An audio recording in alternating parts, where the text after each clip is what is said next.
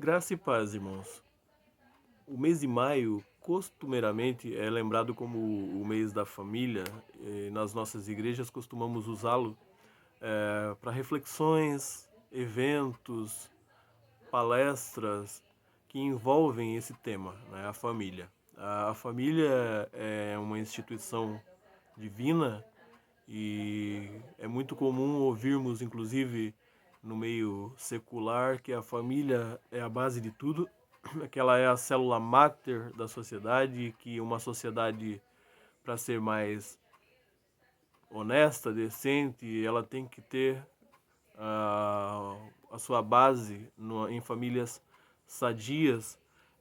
E eu gostaria muito de enfatizar essa importância da família, sobretudo na relação entre pais e filhos, e para isso eu gostaria de meditar com vocês em Provérbios, capítulo 1, do versículo 8 ao versículo 10. Provérbios 1, do 8 ao 10. O versículo 8 diz assim: Filho meu, ouve o ensino de teu pai, e não deixes a instrução de tua mãe. A primeira coisa que o sábio fala aqui é: filho, ouça. E ouvir aqui não é necessariamente só escutar, mas é considerar e, acima de tudo, obedecer. Lá em Efésios, capítulo 6, Efésios 6, versículo do versículo 1 até o versículo 3, diz assim: Filhos, obedecei a vossos pais no Senhor, pois isso é justo. Honra a teu pai e a tua mãe, que é o primeiro mandamento com promessa, para que te vá bem e sejas de longa vida sobre a terra. Então, considerar o que os pais têm a dizer, as suas orientações, é algo que denota sabedoria por parte do filho, né? E é importante que os pais instruam, aconselhem, que como filhos ouçamos a orientação dos nossos pais, mas que esse conselho e essa orientação também sejam um conteúdo, não é? Porque aqui o texto fala a respeito dos filhos obedecerem, mas implicitamente aqui entra a responsabilidade dos pais de instruírem. E no capítulo 2 de Provérbios, do versículo 1 até o versículo 6, diz assim: Filho meu, se aceitares as minhas palavras e esconderes contigo os meus mandamentos, para fazeres atento à sabedoria o teu ouvido e para inclinares o coração ao entendimento, e se clamares por inteligência e por entendimento alçares a voz, se buscares a sabedoria como a prata e como a tesouros escondidos a procurares, então entenderás o temor do Senhor e acharás o conhecimento de Deus, porque o Senhor dá a sabedoria e da sua boca vem a inteligência e o entendimento. Os filhos devem ouvir, mas os pais devem instruir. Instruir, sobretudo, no que diz respeito ao temor do Senhor. A orientação tem que ser nesse sentido, de que eles tenham uma vida pautada por uma sabedoria, por condutas que honrem a Deus. Esse é o melhor legado, o melhor conteúdo que um pai, uma mãe podem transmitir aos seus filhos. E aqui entra a instrução e a disciplina. Não é? No capítulo 13, versículo 24, o sábio também diz assim, Provérbios 13, versículo 24: O que retém a vara aborrece a seu filho, mas o que o ama, cedo o disciplina. É importante que os pais estabeleçam limites para os seus filhos. Nós vivemos uma época onde muitas pessoas são mimadas, inseguras, porque a gente veio de um período onde se ia para um outro extremo, onde os pais eram extremamente rígidos, alguns até violentos, para uma outra época onde os pais têm achado que amar o seu filho é deixá-lo à vontade, deixar para que eles façam aquilo que eles acham melhor. No entanto, como diz aqui, aquele que não impõe limite, na verdade ele não está tendo uma atitude de amor.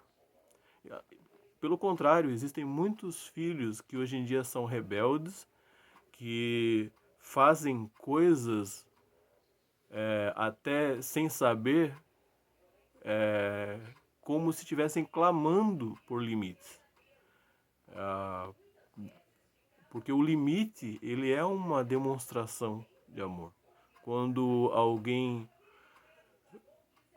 quando um pai coloca uma determinada orientação com firmeza no que diz respeito a que aquilo ali não deve ser desobedecido, a mensagem que ele transmite para o seu filho é de segurança. Ele fala, olha, eu quero que você não se machuque, eu quero que você não se dê mal na vida, e por isso daqui você não pode passar. E com isso, por mais que muitas vezes isso nos contrarie num primeiro momento, aquilo é uma mensagem de amor e de cuidado por parte dos pais. Então tem que existir a instrução, a disciplina e, sobretudo, a disciplina em amor. Como eu já disse, houve um período da história em que a disciplina ela era muito aplicada, mas às vezes ela era desprovida de instrução. Chegava uma hora que a criança nem sabia por que estava sendo corrigida. E também ela era desprovida de amor. O pai se impunha, ou a mãe, simplesmente pelo fato de ser pai ou mãe. E não havia naquilo uma transmissão de um sentimento de carinho, de amor e de cuidado verdadeiramente. Né? Porque lá em Efésios 6, versículo 4, ele diz assim: e vós, pais, não provoqueis vossos filhos a ira, mas criai-os na disciplina e na admoestação do Senhor. Em amor, criando na disciplina e na correção do Senhor. Então, irmãos, aqui nós temos isso. Filhos, ouçam a orientação dos seus pais. Ouçam o conselho. Ninguém nos ama mais do que os nossos pais. Por mais que a gente, às vezes, sobretudo na adolescência, não tenha muita paciência, né, para ouvir as orientações, a gente começa a se achar muito senhor da própria vida, mas é fato que ninguém se importa mais conosco do que os nossos pais, numa relação sadia, obviamente. Agora, os pais também têm a incumbência, a responsabilidade de transmitirem esses conselhos e essas orientações com base, com conteúdo, e impor disciplina. Se ama, educa, cuida verdadeiramente, não deixa ao bel prazer. Quem ama contraria quando é necessário. Quem é pai, ele tem a primeira responsabilidade, quem é pai, quem é mãe, de ser isso, pai e mãe, e não necessariamente amigo dos seus filhos, né? Não se pode inverter essa situação. Não é para ser inimigo, mas também não tem que se preocupar em ser amiguinho e deixar de exercer a responsabilidade da paternidade com instrução verdadeira, não é? E para isso a gente nem tem todo o conhecimento necessário às vezes para transmitir, mas só que Deus nos dá meios para que a gente proporcione essa instrução e esse conhecimento. E um deles é a igreja. Lá ela tem pessoas que ensinam, pessoas que orientam, para que os filhos tenham essa orientação e essa demonstração no Senhor. Mas tem que ser assim, no temor a Deus, com amor. Né? E isso redundará num reconhecimento. Né? O versículo 9, ele diz assim: porque serão diadema de graça para a tua cabeça e colares para o teu pescoço. Lá em Hebreus, capítulo 12, versículo 11, diz assim: toda disciplina com efeito, no momento, não parece ser motivo de alegria, mas de tristeza. Ao depois, entretanto, produz fruto pacífico aos que têm sido por ela exercitados, fruto de justiça. Aqui em Provérbios, ele está dizendo, olha, essa disciplina que num primeiro momento parece nos chatear, não é? Quer cortar o nosso barato. Na verdade, lá na frente você vai ver que ela é uma joia preciosa para a sua vida. Né? Ele diz aqui, é um diadema, é como se fosse uma coroa, é como se fosse um colar que te adorna, que vai te fazer digno na sociedade, que vai te fazer um cidadão de bem. E o texto que nós lemos lá em Hebreus, ele diz, olha, a disciplina num primeiro momento ela realmente nos traz desconfortos, mas o fim dela é proveitoso. Então quando o seu pai e a sua mãe te orientam, por mais que naquele primeiro momento, às vezes, aquilo barre alguma coisa que a gente entendia como sendo bom para nós, lá na frente a gente vai ver que tudo que eles queriam era o nosso bem. E que a gente não precise chegar naquela situação muito comum, onde as pessoas dizem assim, minha mãe tinha razão. Não é? Agora que eu tenho um filho, eu sei o quanto é difícil. Não é? Que a gente possa valorizar realmente o quanto antes. E indo aqui para o final, irmãos, ele diz assim, filho meu, se os pecadores querem seduzir-te, não o consintas. Aqui tem uma disputa, vamos dizer assim, entre o conselho dos pais e a sedução mundana, a sedução daqueles que muitas vezes nos querem como aliados, aqueles que muitas vezes estimulam a nossa vaidade, né, quando a gente quer ser popular, mas a orientação bíblica é que entre uma coisa e outra, fique com a orientação dos seus pais. O apóstolo Paulo ele diz que lá em 1 Coríntios 15, 53, 15:33, ele diz que as más conversações corrompem os bons costumes. E o salmista também, lá no Salmo 1, não é? Versículo 1, ele diz, né? Bem-aventurado o homem que não anda no conselho dos ímpios, não se detém no caminho dos pecadores, nem se assenta na roda dos escarnecedores. Que a gente priorize o conselho, a orientação daqueles que temem a Deus, daqueles que nos amam verdadeiramente. Às vezes, em relação ao amor, principalmente em determinadas fases da nossa vida, a gente às vezes troca toda uma vida de cuidado e de amor dos nossos pais por uma paixonite, né? Você conhece, aos pais a gente é desobediente, a gente não retribui o carinho, o cuidado como deveria. Aí a pessoa conhece uma mulher ou um rapaz, um mês, é a mulher da minha vida, é o homem da minha vida, é perfeito e não sei o que lá mais, eu amo e vou morrer por causa dele. Por uma pessoa que você nem conhece tão profundamente. Às vezes não só uma pessoa, mas um grupo de amigos. Você acha mesmo que aquela turminha popular da escola ali são as pessoas que mais se importam com você, e aí, ao invés de ouvir a orientação dos pais, se deixa levar pelos valores, né, pelos modismos que aquele grupo adota, e lá na frente as consequências podem ser ruins. Tem algumas delas aqui nesse capítulo 1 que nós lemos mesmo de Provérbios, versículo 18 e 19, diz assim: estes se emboscam contra o seu próprio sangue e a sua própria vida espreitam. Tal é a sorte de todo ganancioso, e esse espírito de ganância tira a vida de quem a possui. E lá no versículos 32 e 33 ele diz assim: os nécios são mortos por seu desvio, e aos loucos a sua impressão de bem-estar os leva à perdição. Mas o que me der ouvidos habitará seguro, tranquilo e sem temor do mal.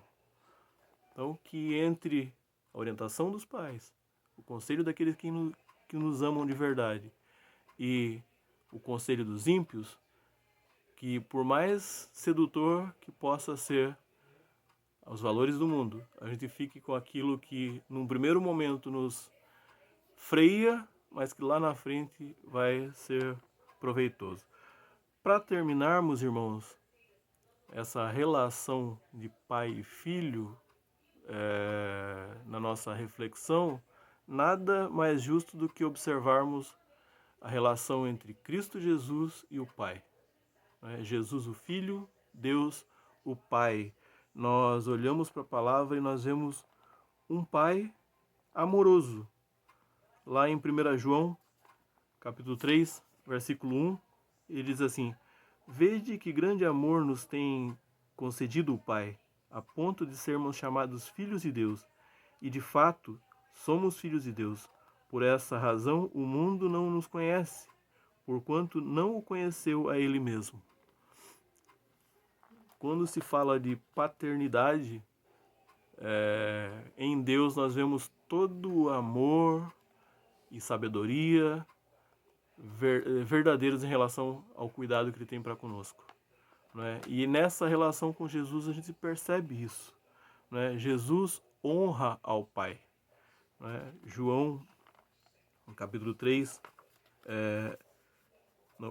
João 8, 28 a 29, capítulo 8 de João, versículos 28 e 29, diz assim: Disse-lhes, pois, Jesus: Quando levantardes o Filho do Homem, então sabereis que eu sou e que nada faço por mim mesmo, mas falo como o Pai me ensinou. E aquele que me enviou está comigo, não me deixou só, porque eu faço sempre o que lhe agrada. O Pai ama o Filho, orienta-o, instrui, estabelece o seu propósito. O Filho caminha na comunhão com o Pai, obedecendo, honrando, confiando no seu conselho e na sua orientação. E aqui nós temos essa relação bonita entre Deus Filho, Jesus, Deus Pai, mas nós olhamos para Jesus e nós vemos que ele não só honrava ao Pai, ele honrava aos pais. É o que diz Lucas. Lucas, capítulo 2, versículo 49 ao versículo 52. Diz assim: Ele lhe respondeu: Por que me procuráveis? Não sabias que me cumpria estar na casa de meu pai? Não compreenderam, porém, as palavras que lhe dissera. E desceu com eles para Nazaré, e era-lhes submisso. Sua mãe, porém, guardava todas essas coisas no coração. E crescia Jesus em sabedoria, estatura e graça diante de Deus e dos homens. O texto diz ali que esse aqui é aquele período onde Jesus se perde dos pais, quando eles vão a Jerusalém, e quando ele encontra, ele fala: não, eu estava na casa do meu pai, e o texto diz que ele era submisso aos seus pais. E algo, irmãos, interessante, porque às vezes a gente fica condicionando a nossa submissão à qualidade dos nossos pais. Fala, não, aí a pessoa vai para a igreja, começa a seguir a Jesus, e ela acha que agora, porque ela é cristã e os seus pais não, ela não deve honrá-los porque eles têm valores deturpados. Aqui Jesus é o Filho de Deus. No entanto, o texto diz que ele honra e se submete aos seus pais por quem ele deveria morrer. Gente que é pecadora, gente que é imperfeita.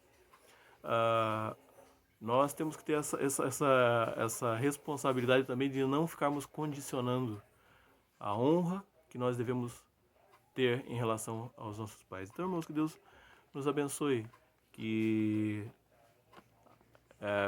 possa-se ser experimentado na vida da nossa igreja, na vida das nossas famílias, essa relação de instrução, disciplina, de consideração, e obediência. Que Deus nos abençoe, irmãos.